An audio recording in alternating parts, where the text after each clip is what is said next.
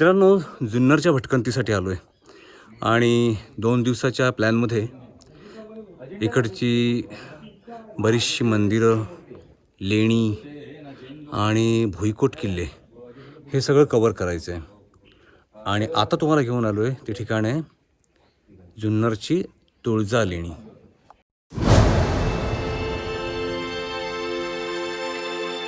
तुळजा लेणीची ही पहिली केव. ही केव हिची भिंत पडझड झाली आहे आणि इथे मला वाटतं काही ही दुसरी केव. ह्या दुसऱ्या केवला सध्या बंद करून ठेवलं आहे, पण आपण पाहूया इथून काय आपल्याला पाहता येतं आहे का. ह्या लेणीमध्ये इथे 5 भिक्खू कक्ष दिसत आहेत. ह्यातले समोर हे 2, इकडे डावीकडे 2 आहेत आणि हा उजवीकडे असलेला एक भिक्खू कक्ष.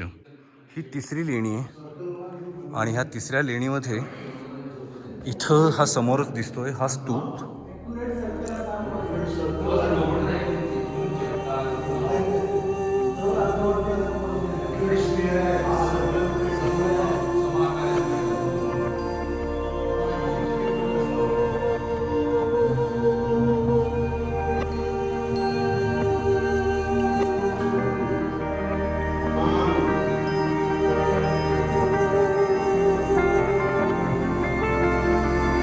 या लेणीमध्ये एकूण हे असे 12 खांब आहेत आणि ह्या स्तूपाची मात्र वरच्या भागामध्ये पडझड झालेली आहे.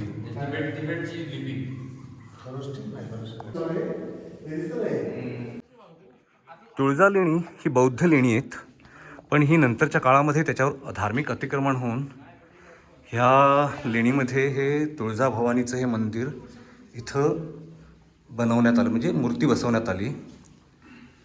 ही इथं जी दिसते तुळजाभवानीची मूर्ती ही नंतरच्या काळामध्ये बसवलेली मूर्ती आहे. ही जी समोर ही जी जागा आहे ही जागा भिक्खूंची बसण्याची जागा.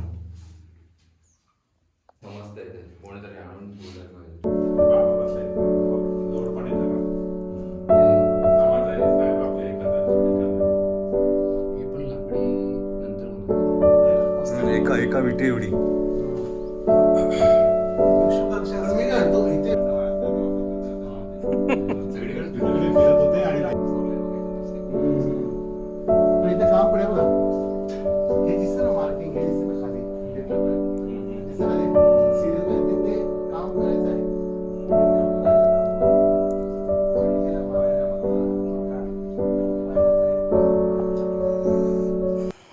इथे हे पाण्याचं टाकं आहे, पण हे पाण्याचं टाकं आता कोरडं पडलंय.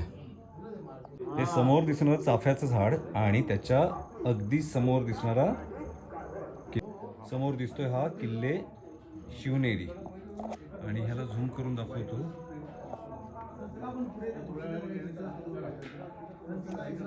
एकदम एंडला जो एक काळा स्पॉट सारखं दिसतंय तो ती आहे शिवजन्मभूमी. ह्या लेणीच्या वरच्या भागामध्ये इथे एक दुसरी लेणी आहे. फक्त ह्या लेणीकडे जाण्यासाठी आता वाट कुठून आहे, पायऱ्या कुठून आहेत ते मात्र कळत नाहीये. लेणीच्या पलीकडे भागाकडे जाण्यासाठी हे असं खाली पायऱ्या उतरून यावं लागतं आणि इथे हे एक पाण्याचं मोठं टाकं आहे आणि ह्या पाण्याच्या टाक्याकडूनच ह्या दुसऱ्या लेणीकडे जाण्यासाठी ह्या अशा पायऱ्या जातात वरती.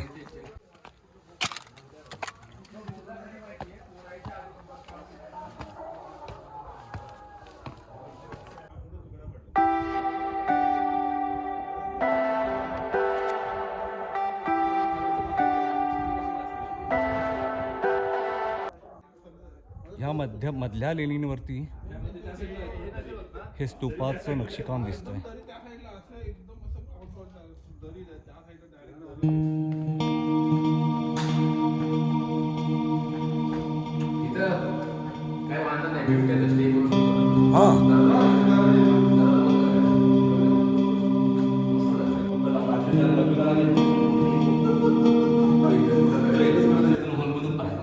लेणीच्या ह्या भागामध्ये इथे गणपती कोरण्याचा एक प्रयत्न झालेला दिसतोय नंतरच्या काळामध्ये.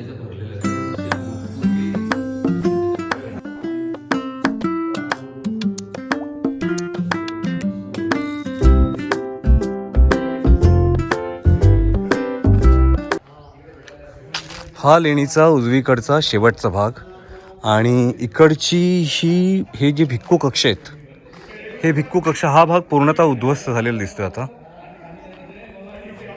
इथे पाण्याची टाकी आहेत 2, पण ह्याची बरीच पडझड झालेली आता.